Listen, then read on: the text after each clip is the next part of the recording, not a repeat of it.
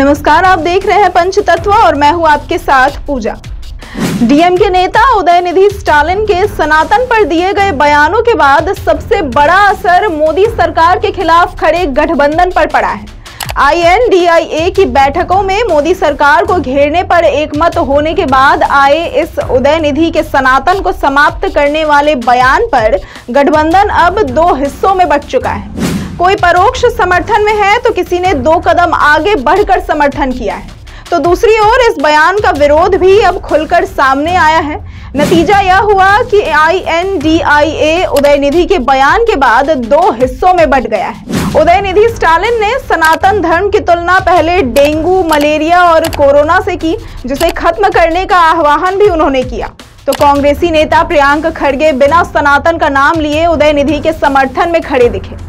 राजद नेता शिवानंद तिवारी ने भी कह दिया कि सनातन धर्म में दलितों पर अत्याचार होता है, इसमें पिछड़ों की क्या स्थिति है यह किसी से छिपी नहीं है। तो वहीं अब पूर्व केंद्रीय मंत्री ए राजा ने कहा है कि सनातन की तुलना तो HIV, एड्स और कुष्ठ जैसी बीमारियों से होनी चाहिए। ए राजा ने उदयनिधि के बयान का बचाव भी अपने अंदाज में किया है। उन्होंने कहा कि उदयनिधि ने तो सनातन के खिलाफ फिर भी नरमी दिखाई है। उदयनिधि के बयान पर भले ही उन्हें राजद और कांग्रेस के नेताओं का परोक्ष समर्थन मिल गया हो, लेकिन INDIA में ही शामिल कुछ अन्य दलों को यह बात चुभ गई है। अरविंद केजरीवाल ने सेफ प्ले में बयान से पल्ला झाड़ लिया, लेकिन ममता और उद्धव सेना ने कोई नरमी नहीं दिखाई। सपा के रामगोपाल यादव ने साफ तौर पर कहा कि किसी धर्म का अनादर नहीं करना चाहिए, तो ममता बनर्जी ने कहा कि हर धर्म से अलग अलग भावनाएं जुड़ी होती हैं। दक्षिण भारतीय लोगों का सम्मान है, हर धर्म का सम्मान जरूरी है। तो उद्धव गुट शिवसेना के सांसद संजय राउत ने कहा कि उदयनिधि स्टालिन एक मंत्री है और कोई भी उनके बयान का समर्थन नहीं करेगा।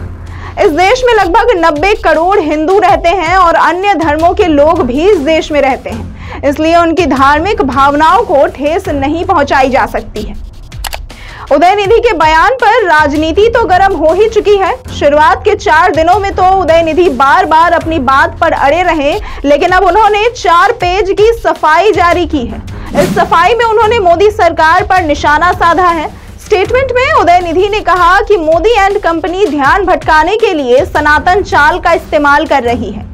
PM मोदी भारत में मणिपुर के बारे में सवालों का सामना करने से डरते हैं और अपने दोस्त अडानी के साथ दुनिया भर में घूम रहे हैं। सच तो ये है कि लोगों की अज्ञानता ही उनकी नाटकीय राजनीति की पूंजी है।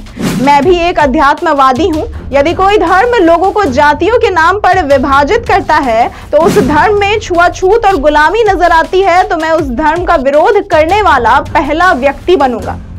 ऐसी ही तमाम खबरों और जानकारियों के लिए देखते रहे पंचतत्व।